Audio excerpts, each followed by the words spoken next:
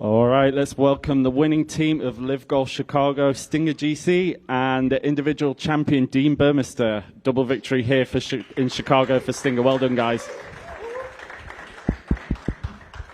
Dean, I'm going to start with you. Congratulations on the win. Can you just take us through your day going head-to-head with Josele and John and that winning moment during the playoff on 18?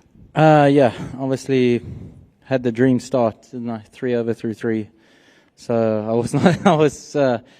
not going to lie, I tend to get down on myself, and in that moment, I got a lot more to fight for than just a golf tournament. So for me, it was about hanging around. I made a great up and down on 4, and then great birdie on 5, and that was kind of me going again. And then I had loads of chances that I didn't make, left a lot of putts short. But yeah, both boys birdieing the 18th, I kind of knew I had to make my putt on 18 to win it in regulation, and then just lagged it up there. So, but yeah, both of them made their putts, and then, actually got kind of lucky actually with my tee shot there, stopping in the rough. Kind of gave me a fuller shot in, and got the perfect little right bounce, and it went to 6.5 feet or whatever it was, and read it right to left, and I went right to left, and then went right and lipped in. So I was halfway through a fist pump, and then I had to pause and then have a second go at it. But yeah, I mean, the moment after the emotion of trying to win a golf tournament there's nothing sweeter than that. And then to have these two boys on the ends to kind of do it right behind me, and all 3 of us to birdie the playoff hole is special. With this win, you've moved up to 4th in the individual standings, now just 23 points behind Bryson, heading into Indianapolis. What does it mean to you to be in that position with just one event to go of the season?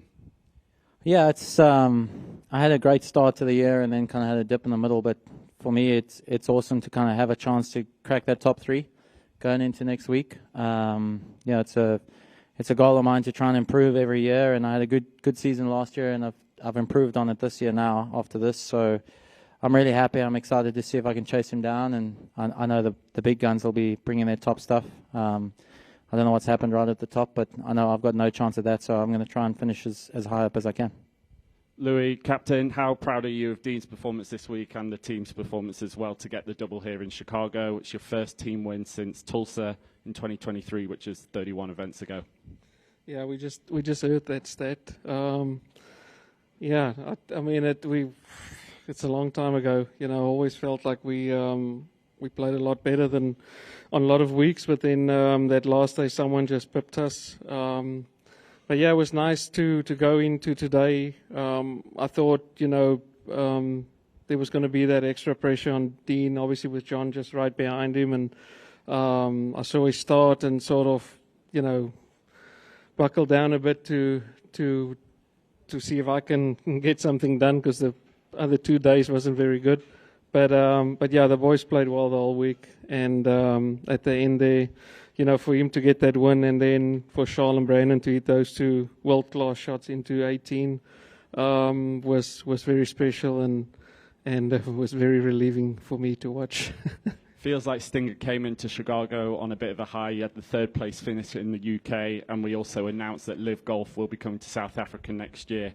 Can you just describe what the reception has been like about that announcement back at home, and has that given you guys a bit of an extra boost? Yeah, definitely. I think we've sold 31,000 tickets so far already. I think it was a record 10,000 tickets in the first 24 hours.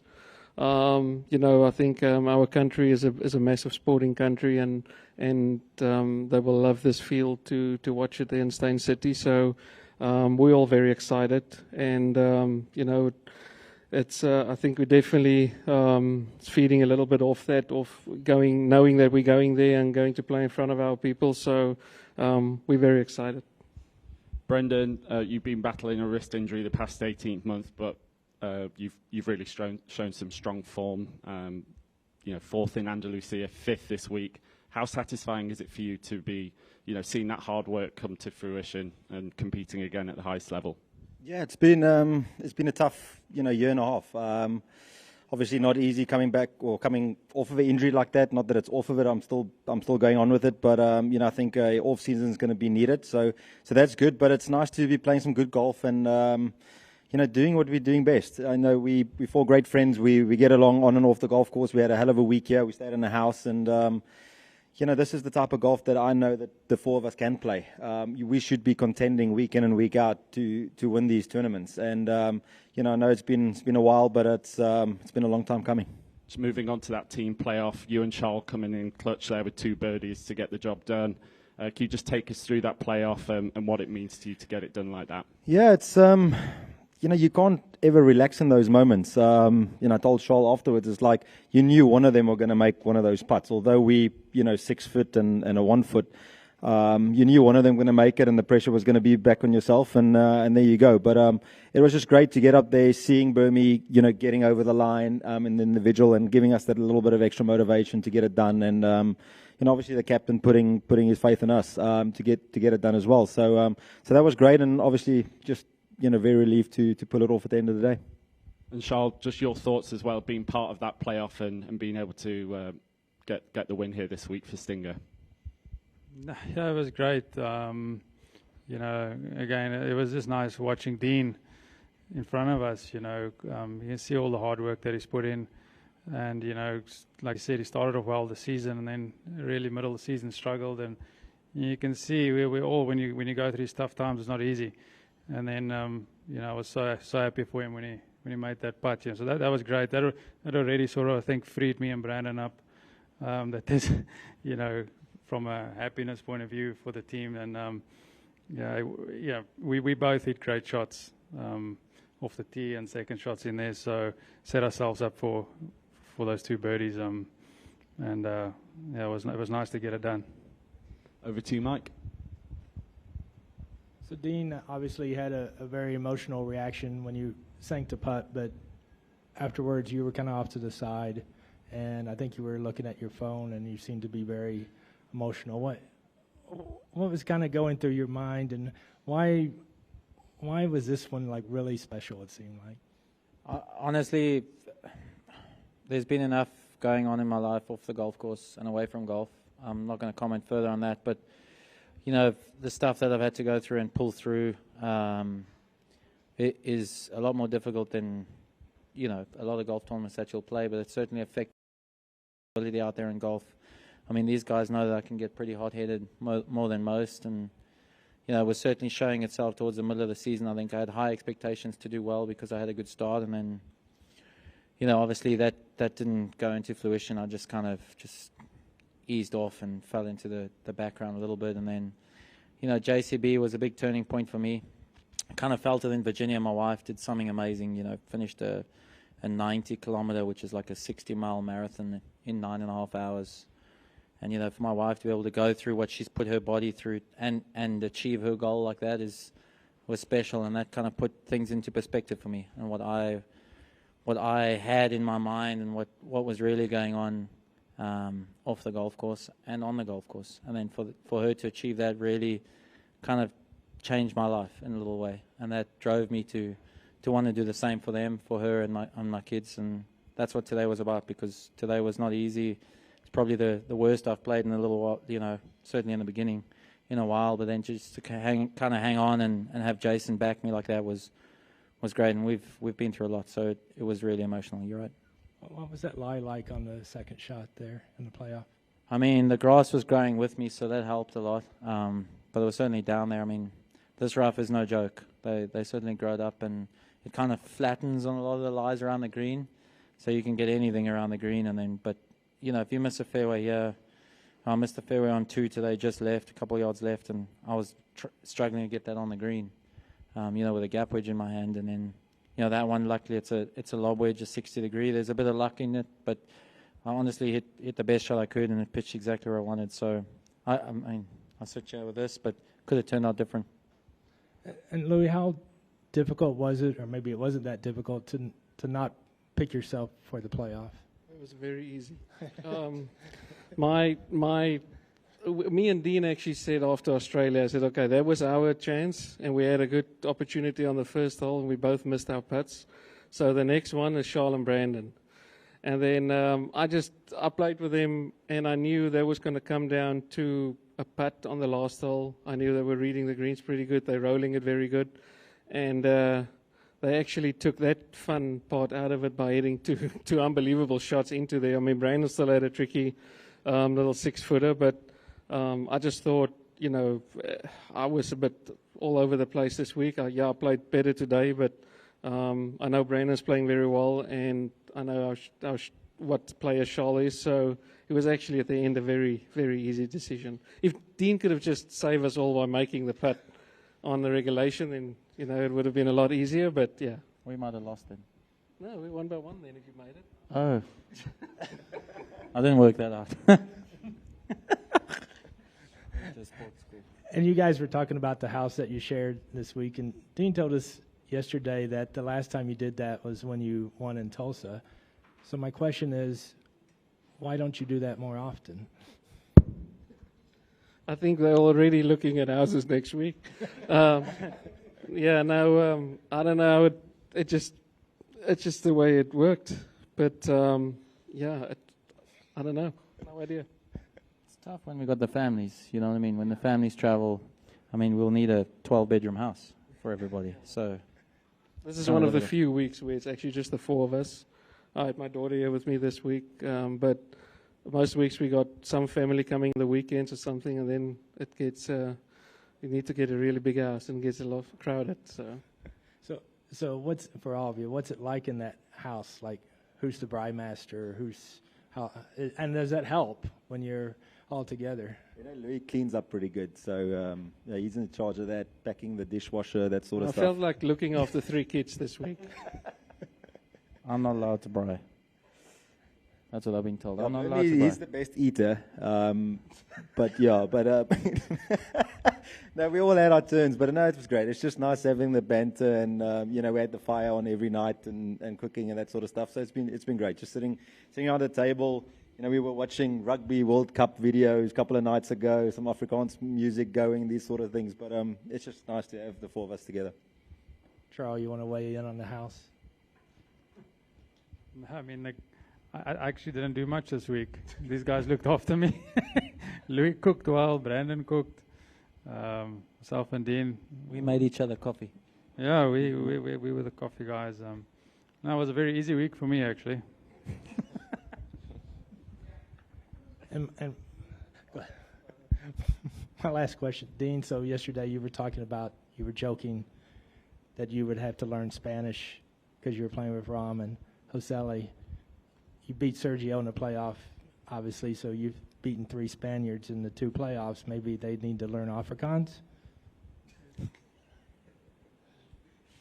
I can teach them a few words they need to know if you want, but I suppose that's just coincidence more than anything else. But honestly, today, to go head-to-head with Ram, I've been head-to-head with him twice before and kind of lost out both times. I think Neiman came out on top once in Mexico, and then actually a long, long time ago when he was just getting out of college, I played against him in Dubai, second to last group where he won. So yeah, I know what it's like to be on the other end of that. But yeah, 2 phenomenal players. That kid Ballesteros got some game. That I will tell you, he's got some serious game. He showed some nuts today. His shot in 17 was no joke. Straight at the flag. It looked like it was a 2 all day. It could have been a 1. And then unfortunately missed that putt. And then to hit that shot in on 18, under that kind of pressure, you don't see kids that do that very often. So, yeah, for me to come out on top was awesome. So Afrikaans won this time, but we'll see what happens next time. Very lekker. Branden, can you talk a little bit about the highs and lows of golf? Last month you were worried about, relegation and all that stuff, and now you finished in the top 5, 2 of the last 3 events, and now you're holding the team trophy. How are the highs and lows, and how do you deal with that? Listen, it comes in life. It's not just in sport. I think as an athlete, you just keep believing, you keep grinding, you keep thinking the big thing is just around the corner. I think in golf, it's making one putt, making one good swing, and you get a feeling, and then you go. But for me, I felt that the last couple of months since Mexico, I felt that I've been swinging better.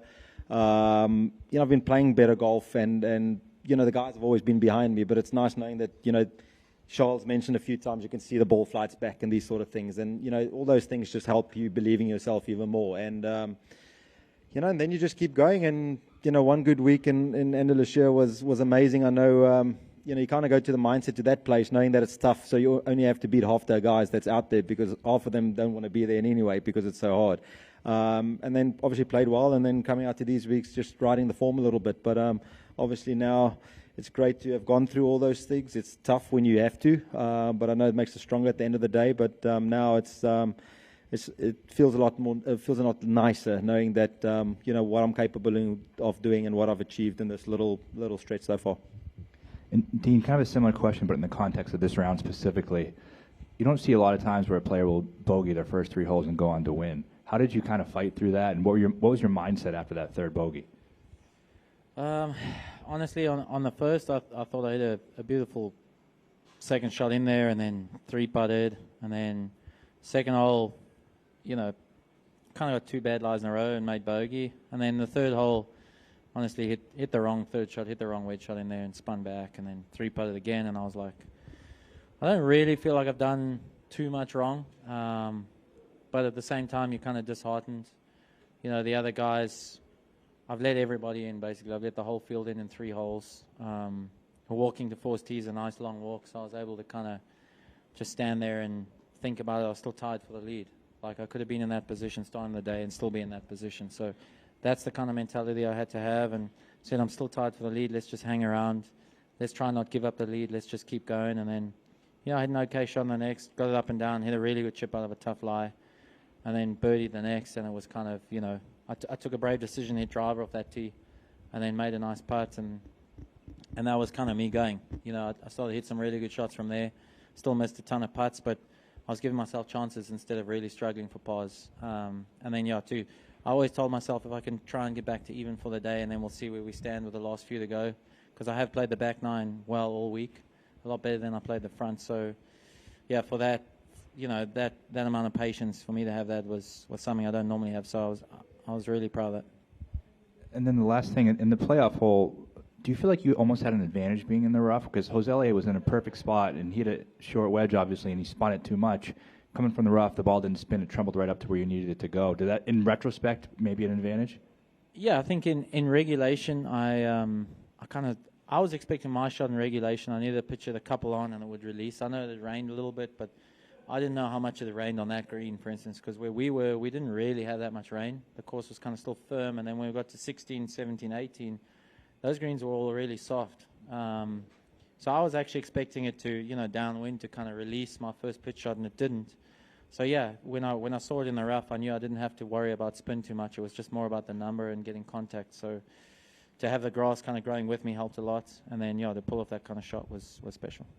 Thanks. Congratulations. Do we have any more questions?